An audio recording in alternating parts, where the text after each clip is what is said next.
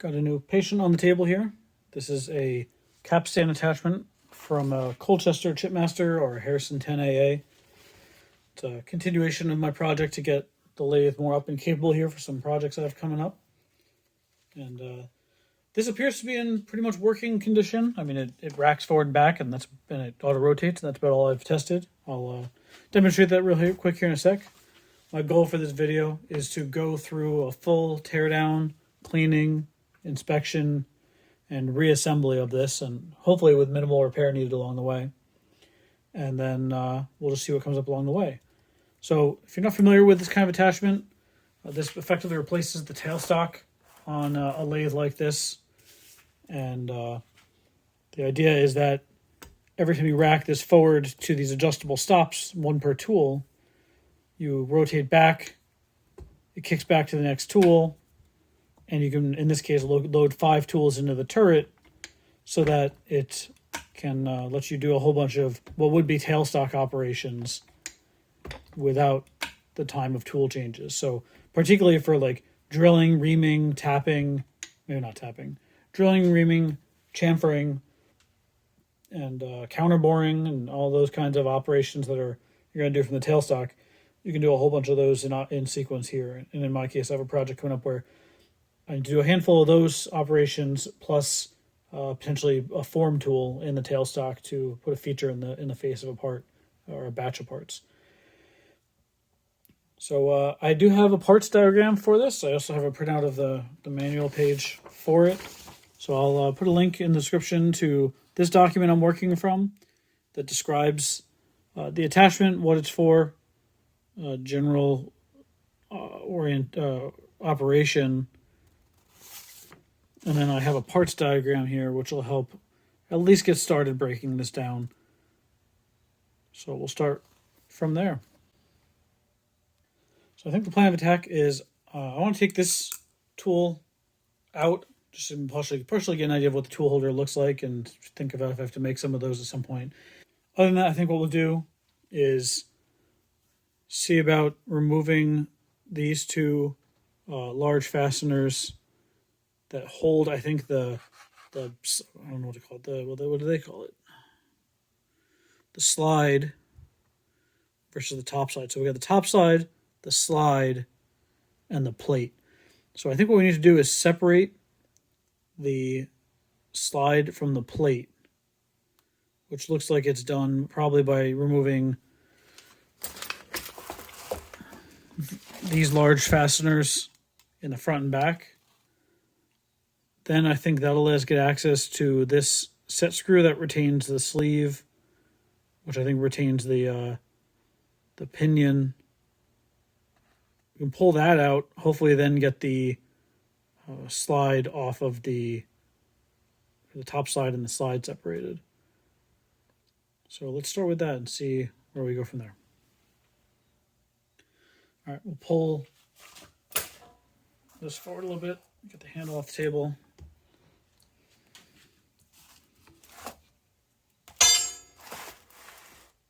See what we got here. Those seem to be metric. I think the rest of the machine is inch. I'll have to check.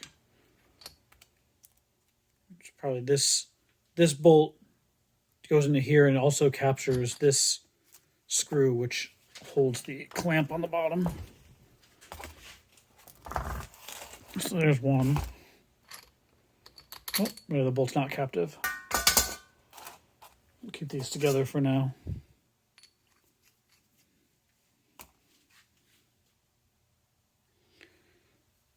Seems to be a 24 millimeter.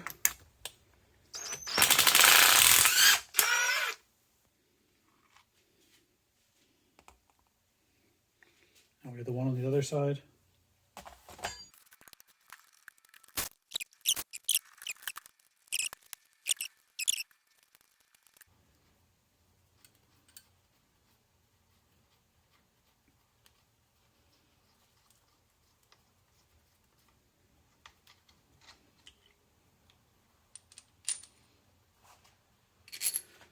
Try to keep all these parts together until I'm closer to cleaning and reassembly.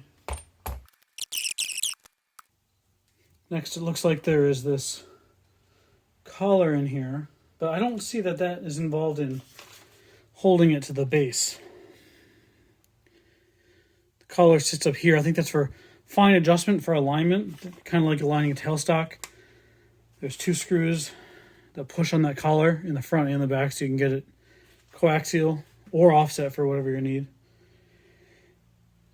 So I think after getting those 2 bolts out, they thread into the plate here. I think that should mean that these should come apart.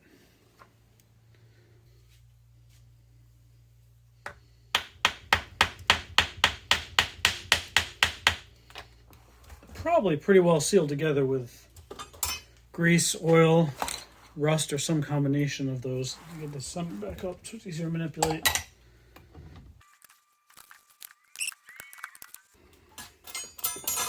Let's see. Can see some marks here of where it rides on the front and the back of this machine surface here. So we'll tap on this in the... Oh, that's actually... We'll come down here. We want to separate these 2 pieces. There we go. So that's the plate off. Ooh, that's got that nice anaerobic ranted grease smell. I'm going to put that pretty far away for now. So I wonder next about getting the top side off the slide.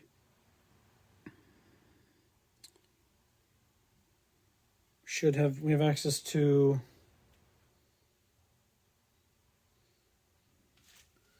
a pin there. From this diagram, I was kind of expecting to see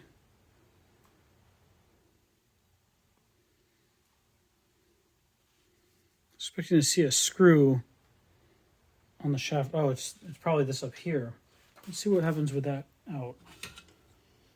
See if let's just take the pinion shaft out altogether. If this just retains it in a groove, maybe, or retains that.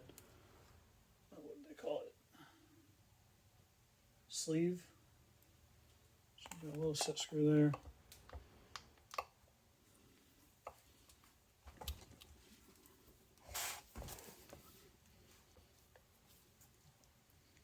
There we go. So there's our pinion, and yeah, that screw retains it in here. So now I wonder how far this can slide. Let's see if I get that screw down. Put this back in the housing for now. So I wonder about sliding this. So it doesn't want to go any more forward. And then when we go back, it still hits the mechanism at a stop.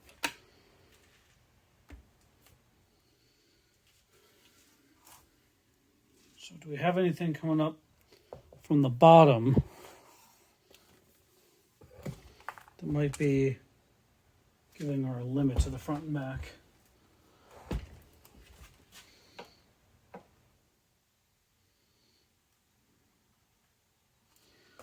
best I can think is this. If this part here is captive inside a hollow under here, it's possible as this slides forward and back, it hits the front and the back of this part. So maybe it's time to go ahead and pull this retaining screw out.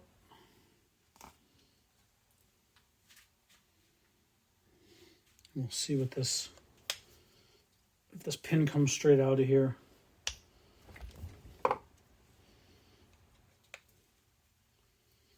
It is threaded. I wonder if that's going to help us pull it.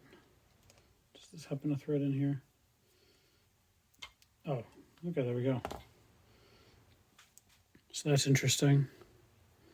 There's some polish there. There's a wear spot on that. I wonder what to make of that on both sides. So that's a operating surface of some way, but it wasn't greased. It's got precision grinding ground surfaces here, so I'm not sure what the purpose of this is just yet. I'm starting to realize this is not exactly the parts diagram for this one. You can see this has a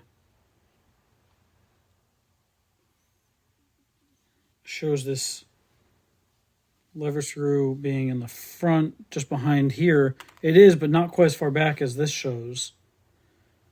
And then this drawing doesn't at least seem to capture this machined edge here. And then it's showing a lever in the back here, which isn't here, but there is a lock back here. So I'm thinking this is a slightly different revision, because also I'm starting to wonder if these screws, there's one on each side, if these are actually pins that ride in a slot that limit the travel, but there's not even such a pin on here, or such a screw. So I'm gonna take those out, see if that's the right direction. Well, those aren't even screws. It looks like it was a hex socket filled with grease and chips, but it's actually maybe a shaft of some kind, or maybe a pin driven all the way through. So that still could be what's keeping this from sliding off the front and back. I'm going to try driving that out. But now I want to just take a look down the front of this and see if we can learn anything.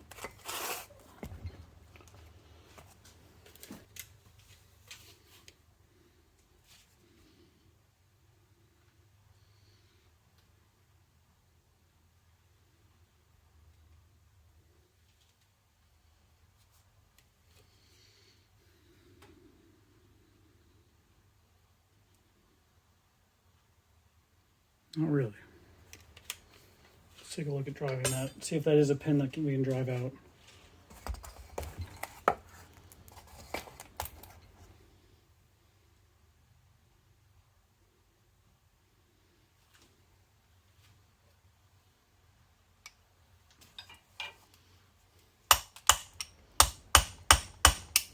Doesn't really make sense that it would be, because if there is, there should be a grub screw like holding it somewhere. I wouldn't expect such a high cycle count part. You know, if that hits the stop at the front and back every time, I wouldn't expect that to just be retained by friction. I'm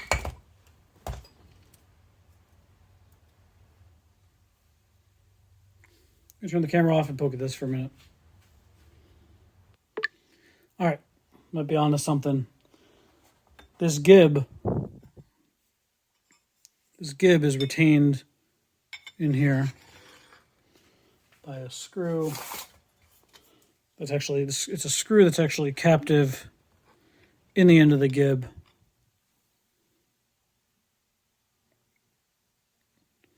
It's captive in the end of the gib, goes into this recess here. Pulling the gib out, I'm starting to think that might let me tilt this off of the slide from the top slide.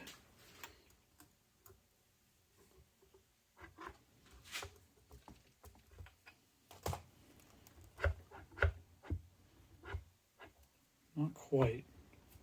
I mean, it tilts, but it does not come all the way off. Oh, that's interesting. It lets it slide off the back. So that's why the gib is captive, because that screw or the gib must hit a stop inside. Especially there's a stop back here that the gib runs into.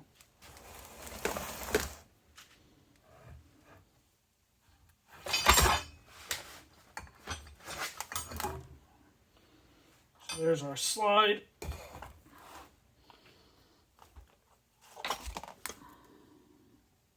I don't see anything obvious.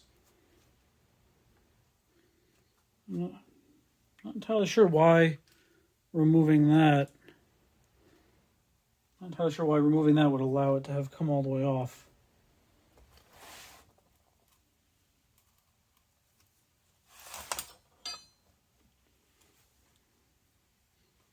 The gib was retained in the bottom, so it was like this. The gib was retained here. I guess the gib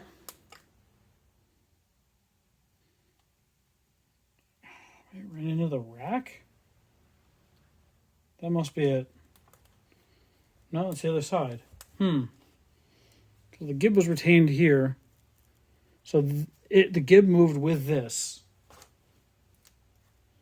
I expected to see a stop in the back of here somewhere. I'm going to think about this for a minute. All right, figured it out. So it's back together. Our travel is, I think it was like 4 inches forward. And it goes back a couple inches. And so what that pin in the bottom does, that's what this hits to trigger it to rotate. But because that pin goes through the slide, or the slide into the top slide, it also does limit the motion. So now this is able to come all the way off, forward or back. I thought I tried that earlier. Yep, so now we're off the back, we're off the front of the rack. Now it'll slide the rest of the way back. I thought I tried that earlier, but maybe not. So the gib observation was just a coincidence, because I had taken the sorry, can't do both things at once. I had taken that pin out while the camera was paused. It is easier to get off the back with the gib out. I wonder if that's just contributing, if it gets tight or has a hard time making it past the end of the gib. So maybe that's why when both things happened, it appeared to be easier. Yeah, it's right, because then there's probably a tight spot at the back of the range of motion, which is gone because the gib obviously lets everything loosen up when it's not there. And then we've got this one-way stop, so this is what lets it, and you can see that returns kind of slow. I guess when it comes past this forward, it's fine, but when it goes back, that actuates something in here to turn the turret. What would that interact with that low down? It would be on this side. Okay, so it's this here. So it rotates this lock, and then I guess allows this to turn, but or maybe it rides in here. I don't think that's how it lines up though. No, because that's towards the back. It definitely is in this area here with that lock, and then when it comes back, what is it that actually encourages this whole thing to turn? You can see, let's zoom in here. So that spiral looks like about the amount of, what is it? It's 5 tools in 360 degrees. So that makes sense because there are 5 grooves on it and 5 teeth. So it's like a twisted spline helix thing of some kind. Not super clear to me what, I guess it's that pin I took out. So that pin, and that explains the wear spots. Okay, it's coming together. Sorry, so there's those wear spots there and here, because this rides in here, and because this is fixed, this is forced to turn, and this just automatically unlocks it. So this is normally locked, but it hits this trigger. Oh, I'm zoomed way in. Let's try that again. This is the lever that is sprung to normally lock this once it drops into a tool set position. Actually, you kind of see it there. So as I lift this up, you may not see that lock drops into place. So it's just set up spacing-wise just right so that as this slides back, this kickstand here undoes the lock right as this pin engages in this helix to start rotating the tool. All right, I'm going to get a little reorganized here, and then we'll start taking apart one of these or the other. It's another day.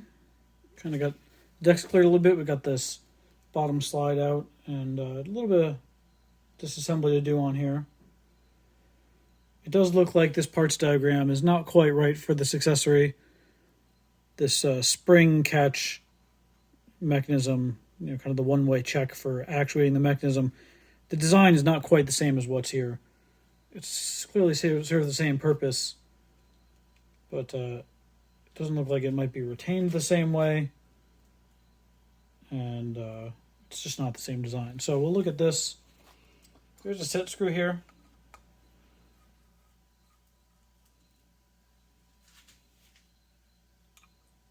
Looks like that holds down part of the a spring inside. Let me get in closer here.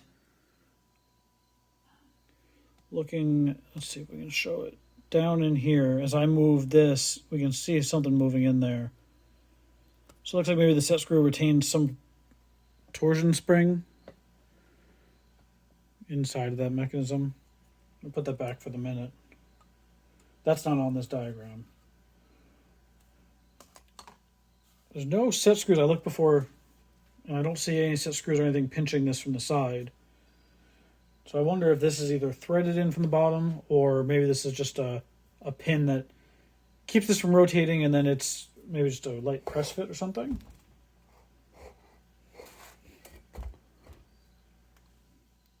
So I'm looking down this hole, and there's no features. It's not a screw.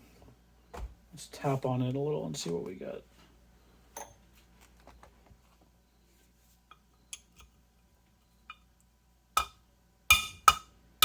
Yeah, it's going. So I wonder if that's just an index pin to keep this from rotating. And then because there's nothing holding this in, and the reason we have to get this out is this is not popping up like it should be. I tried putting some oil on it just to know whether it had to be fully assembled, and I don't know if that spring is fatigued or broken, but this is not returning. We saw that in the last clip as well. So with nothing pinching or retaining this, I wonder if this just punches out as well.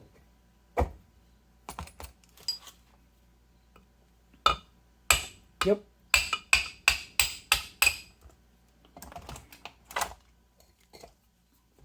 Okay. So there's that mechanism. There's a pin that's actually kind of galled up here. I don't know what the deal is with that. And maybe that just presses out. So we'll look at that in a little bit, get that cleaned apart. Turn our attention back to the rest of this.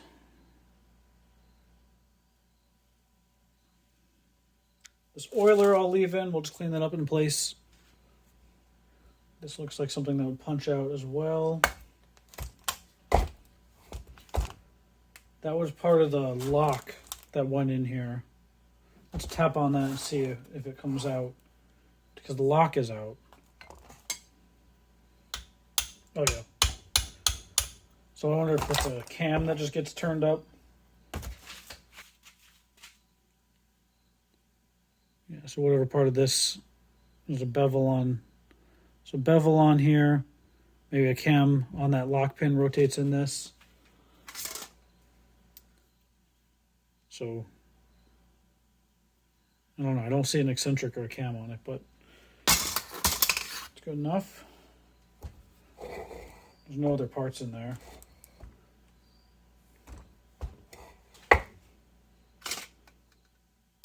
All right. Last is going to be these two alignment bushings on each side. So these are both held in with a set screw from each side on the front and back.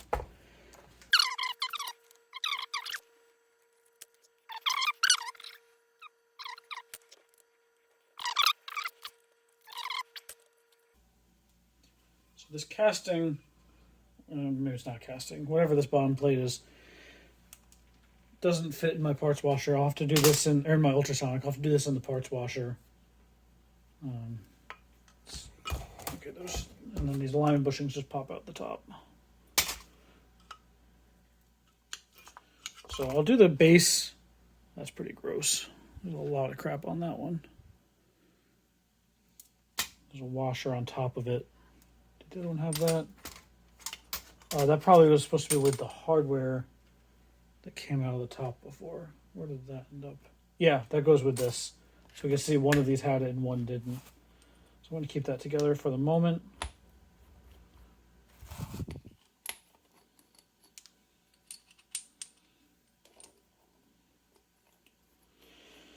So I'll wash this by hand. I'll throw all those parts in the ultrasonic. I'm thinking to reassemble this before getting into the other part.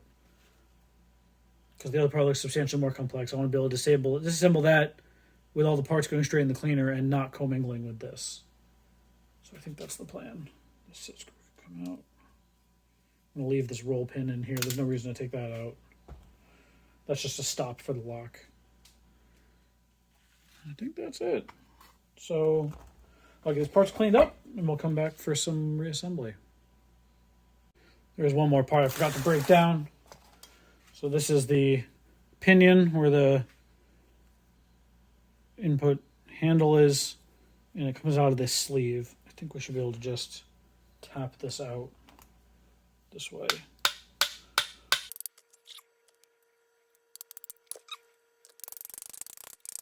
So that was a pretty good running fit when it was together and operating.